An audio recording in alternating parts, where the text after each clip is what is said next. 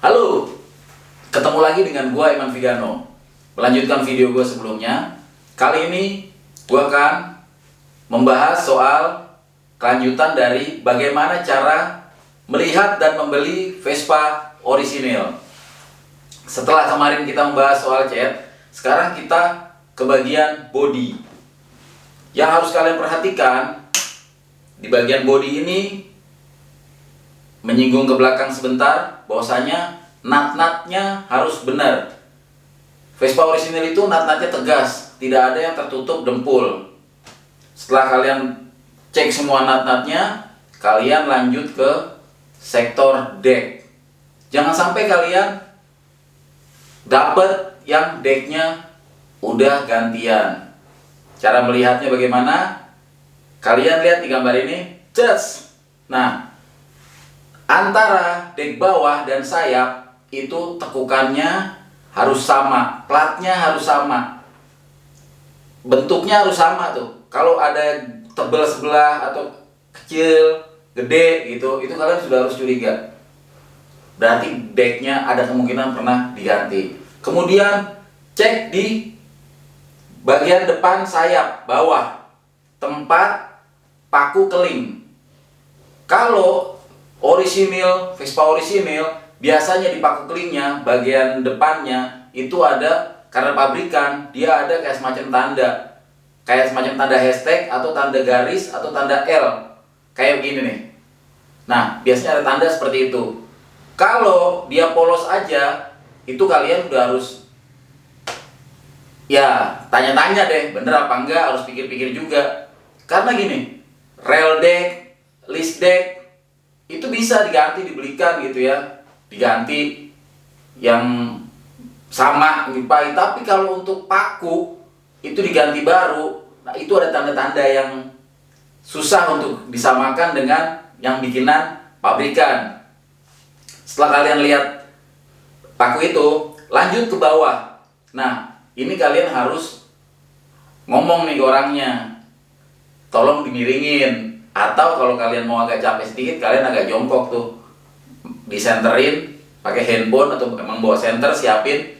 Itu kalian lihat tulang deck. Tulang deck itu bagian bawah tuh. Biasanya nih kalau untuk Vespa VBB, Vespa Super 66, 67, Sprint 65, 66 yang masih dasi kotak tuh, yang logonya masih pecoret, itu tulangnya ada 3. Nah, kalau untuk Vespa yang kesini, mudaan, super, sprint, itu 68, 69, kadang-kadang sprint, beberapa sprint yang masih logo cum, itu tulangnya masih 3. Nah, pokoknya kalau udah kesini, 70-an itu tulangnya dia 2. Bagaimana cara membedakan tulang yang orisinil, pabrikan nih, deck pabrikan dengan yang baru? Kalau tulang yang orisinil itu lebih halus, lebih rapi, tekukannya dia lebih presisi, bentuknya lebih kecil dibanding dengan deck baru. Sebenarnya akan lebih mudah kalau kalian sudah tahu dulu, sudah pernah lihat nih yang orisinil dengan yang baru, jadi ada perbedaan. Tapi mudah-mudahan di video gue bisa sedikit ngebantu ya.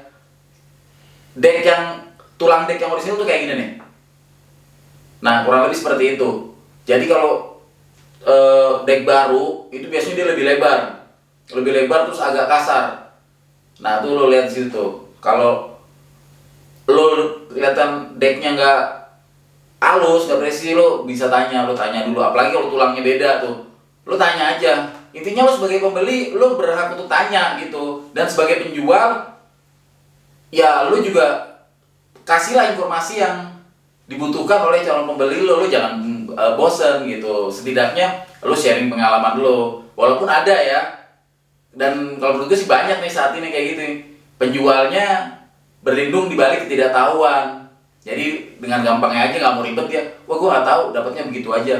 Makanya lo harus gali nih sebagai calon pembeli. Lo harus gali kalau ketemu penjual yang memang dia tidak bisa memberikan informasi yang lebih jelas.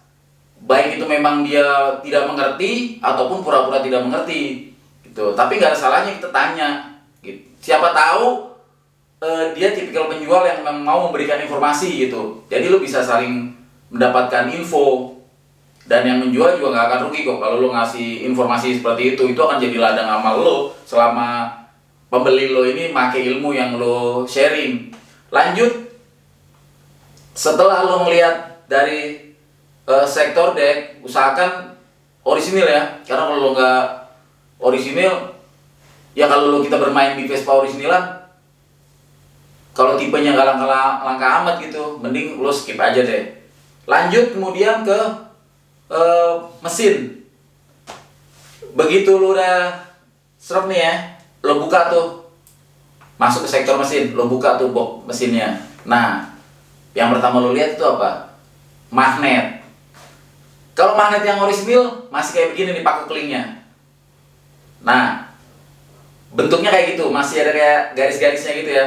Kalau dia udah jenong-jenong itu bisa jadi dia udah rotornya udah diganti, jadi udah paku rotornya udah diganti tuh. Kalau yang masih asli bawaan kayak begini. Nah, di kuilnya juga, kalau beberapa kuil tahun tua tuh biasanya merah tuh warnanya tuh, gitu. Nah, lo lihat dari situ. Lo lihat dari mesin ke nomor mesin. Lo samain dah tuh sekalian ya, surat-surat lo samain. Nomor mesin ini penting. Jadi lo cek suratnya sama enggak. Tampilan fisik dulu ya. Nomor mesin lo harus ada tipe yang lo beli semua apa, semua yang lo beli VBB ya, itu tulisannya VBB sama, atau VNB gitu, atau FLB atau apa gitu, sesuai dengan VBC itu sesuai. Next video gua akan bahas masalah VIN ya, atau vehicle identification number, bener nggak tuh ngomongnya? Pokoknya masalah nomor mesin ya. Nanti kita akan bahas di next video. Sekarang kita balik lagi ke sini. Lo mesti lihat nih nomor mesin ini nih ya. Lo mesti lihat dia rata apa enggak. Jadi dia ada nomor VBC sekian sekian sekian, terus bawah tuh VBC, terus ada bintang, biasanya ada bintang atau ada logo P slash gitu, terus ada nomornya. Ada nomornya. Nomornya ini masih sejajar enggak gitu. Biasanya kalau ketrikan itu suka naik turun. Karena nggak gampang, ngetrik itu nggak gampang. Ketikan pertama sama, ketikan kedua sama, ketikan berikutnya itu bisa meleset naik ke atas atau turun ke bawah. Kecuali yang jago ya, ada juga sih cara-caranya biar tetap sama. Sebenarnya sih, seandainya itu tembus dalam arti bisa diproses kepolisian dan segala macam rapi gitu ya, itu nggak jadi masalah. Yang akan jadi PR kan kalau seandainya ini ketrikan tapi nggak tembus, itu yang jadi masalah. Gitu. Dari sektor mesin dan surat udah sesuai, lo lihat di bagian belakang mesin. Untuk clutch frame itu bagian belakang ya, itu lo harus samain ukurannya kiri sama kanan. Kiri sama kanan itu dia ada nomornya. Semua nomornya 303, belakang juga harus sama, 303, 201, 201 harus sama. Kalau nomornya beda, itu berarti di salah satu crankcase-nya itu udah ada yang gantian. Entah dia rusak, slack atau apa bautnya, itu di situ biasa udah gantian. Untuk selanjutnya lo cek lagi ke nomor rangka untuk Vespa dengan logo P coret itu masih di sebelah kiri. VBB, pokoknya logo-logonya belum cung, itu masih ada di sebelah kiri. Dia ada di sebelah kiri bawah box. Dia ada di situ. Kalau untuk Super TX series itu di sebelah kanan, di atas, di bodi dekat mesin tuh. Nah di situ tuh. Biasanya di situ nomor rangkanya ada di situ.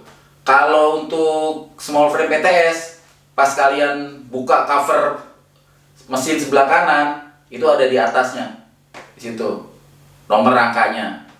Kalau untuk VBB dan tahun tua lain yang ada di bawah, itu kalau seandainya kalian agak burem-burem, itu kalau menurut gue ya, kalau gue nih, itu nggak masalah sih, yang penting masih ada nomornya gitu. Karena apa? Itu bisa ACC kropos, karena kan letaknya memang di bawah kan, kena air, kenapa mungkin itu kropos. Tapi kalau yang lain-lain kan sebelah kanan, kemungkinan kroposnya nggak ada. Yang penting itu pada saat kalian itu ngecek surat itu harus sesuai. Kecuali kalau tipe-tipe Vespanya langka, mungkin kalau suratnya sebelah gitu, STNK-nya nggak ada, atau mungkin BPKB-nya nggak ada, pegang STNK doang, yang penting ada surat menyurat, ya lo ambil aja gitu. Jadi jangan terlalu dipermasalahkan juga, tapi syukur-syukur kalian dapatnya lengkap, karena tentunya kalian pengen beli ini dengan yang lengkap semua, tinggal pakai gitu. Walaupun kalau originalan, biasanya kalau udah body segala macam ini kalian akan lupa tuh surat-surat.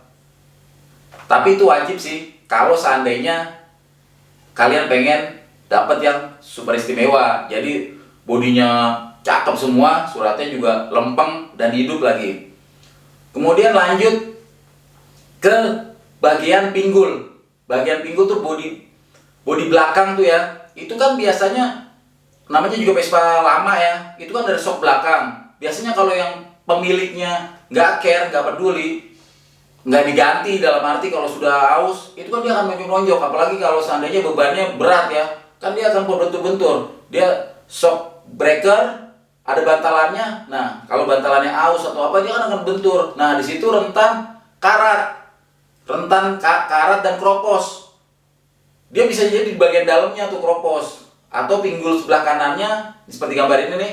Nah, itu dia udah agak celong. Tapi kalau di pinggulnya itu masih mulus ya berarti bagus. Kalian perhatikan itu, agak ngolong sedikit lagi ya, agak PR. Kalian kolong aja tuh, lo kolong, lo liatin. Kalau seandainya mulus, nggak kropos tulangnya, ya udah, berarti bagus. Nah, sekalian kalian ngolong, untuk tahun 60-an itu dia ada nih tulangan kabel di bagian belakang bodi buntut. Itu kalau untuk tahun 60-an ada tulangan kabel. Itu sih sebenarnya nggak terlalu urgent juga ya, karena di dalam kan. Jadi biasanya kalau masih ada itu kabel lewat situ. Dari tempat dudukan lampu masuk ke dalam, dia ada dudukan, ada pipanya. Tapi kalau udah kropos biasanya udah nggak ada, jadi langsung kabel aja. Itu kalau kalian pengen benar-benar Vespa yang pengen super originalan. Terus kalian juga lihat baut-bautnya. Baut Vespa tua itu biasanya ganjil 11 gitu, 13 gitu. Dan dia ada tulisan Lobo, Lobo, Lobo ya, Lobo tuh, di bautnya ada tulisan Lobo. Cuman sekarang ini kan zamannya sulap. Itu baut tuh bisa dibikin. Jadi yang penting kalian pemahamannya ini baut sesuai dengan tahunnya gitu.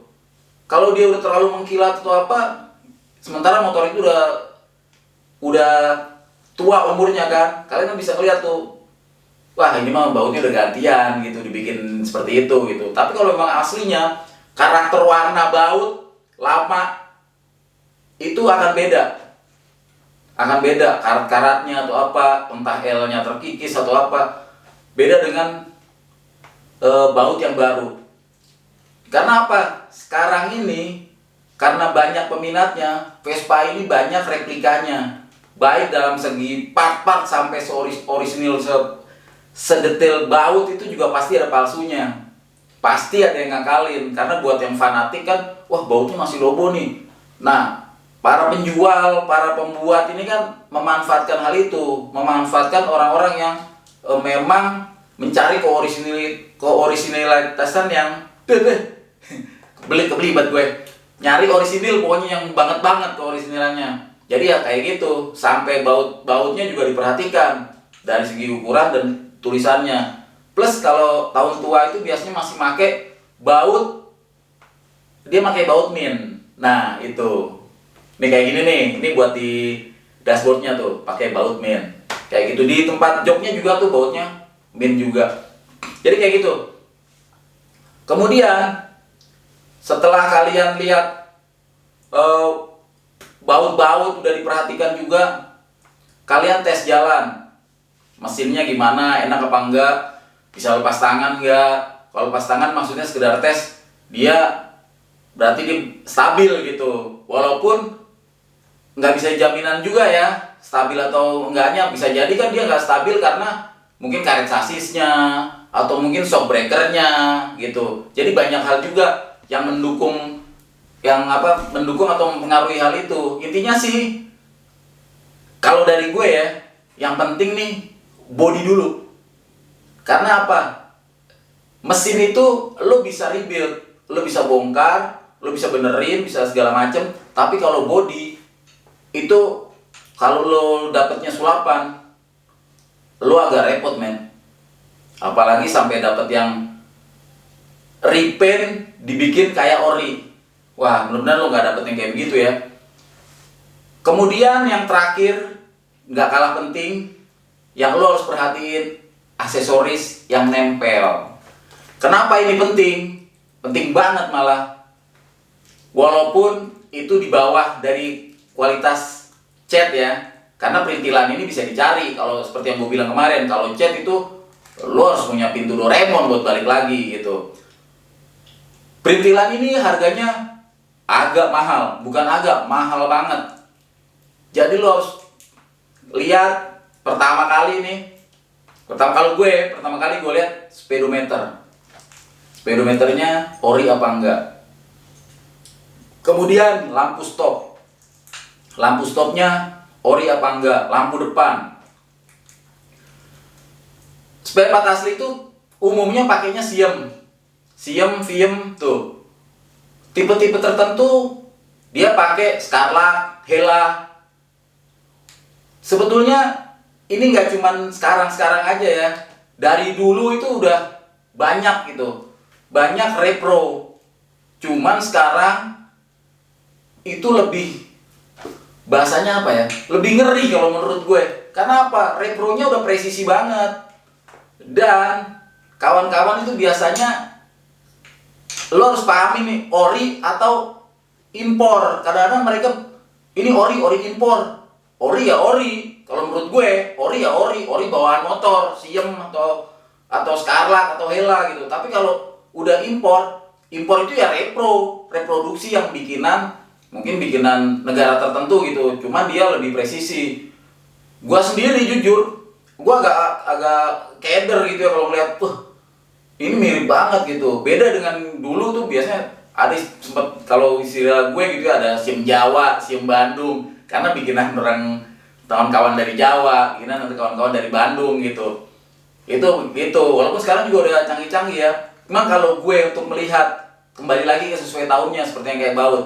Kalau dia dapetnya tuh udah agak retak-retak, maksudnya retak-retak 1000 gitu, lo ambil aja nggak apa-apa. Itu ntar lo bisa nanti ada tipsnya biar supaya nggak kelihatan retak-retak itu gitu. Itu dia nyatu, ibarat kata nyatu sama body nih, masih bawaan motor asli, belum diganti-ganti. Lampu stop juga gitu, seiring perjalanan waktu kan mungkin panas kena bolam, agak melenyok dikit atau apa. Di lampu belakang lo perhatiin asli apa enggaknya. Lo bisa tanya sih sekali lagi penjualnya. Kalau penjualnya jujur, dia akan kasih tauin, oh ini udah diganti, ini udah gantian, speedometer sudah bongkaran gitu. Detail-detail itu penting. Kayak speedometer apakah bisa jalan, kabelnya. Biasanya sih itu hal yang nggak terlalu sepele, maksudnya bilang penting juga. Kalau seandainya ada itu bagus, kalau seandainya nggak ada, lo bisa lengkapin kalau kabel speedo apa segala macam gitu. Yang agak mahal itu utamanya itu speedo, lampu stop, lampu depan, saklar kalau memang diperlukan. Kelengkapan lain kayak dok, crash bar, segala macam, keranjang, seandainya ada itu bagus banget, itu melengkapi banget. Cuman seandainya budget lo terbatas, lo bisa tawar ke penjualnya, tanpa itu bisa nggak gitu. Gue mau beli unitnya aja, yang penting itu. Karena untuk yang lain-lain perintilan itu lo bisa sambil berjalan, seiring lo jalan nikmatin motor lo, ngerawat motor itu, ntar lo beli pelan-pelan. Yang penting lo dapet basicnya dulu, orisinil cat, mesinnya orisinil, suratnya lengkap gitu, sama speedometer, lampu stop, lampu depan. Gripnya juga itu juga lumayan harganya. Grip, level handle, lo juga harus dapat yang orisinil gitu. Karena apa? Itu jadi sesuatu yang mendukung keorisinalitasan untuk Vespa lo. Sementara itu dulu dari gue yang bisa gue sampein untuk membeli dan melihat Vespa orisinil. Next, gue akan kasih tahu ke lo gimana caranya untuk mengupas seandainya lo dapet Vespa orisinil tapi udah kebanjur cat atau sudah di repaint. Gue akan berbagi dengan kalian info mengenai apa-apa aja alat yang harus disiapin, bahan-bahan apa aja, dan bagaimana cara melakukannya, mengupas maksudnya, sehingga ketemu tuh cat aslinya seandainya lo dapet gitu ya, dapet yang sudah siraman. Dari gue itu dulu, terus saksikan channel gue akan bahas soal pervespaan yang lainnya. Kalian bisa komen jika ingin ada hal yang pengen gue bahas atau gue obrolin. Jika masih ada yang ingin ditanyakan, kalian bisa tulis komen atau DM gue di Instagram gue di bawah ini. Sampai jumpa dulu, sampai ketemu lagi dengan gue, Eman Vigano, di channel Rumah Bata 27. Sampai jumpa.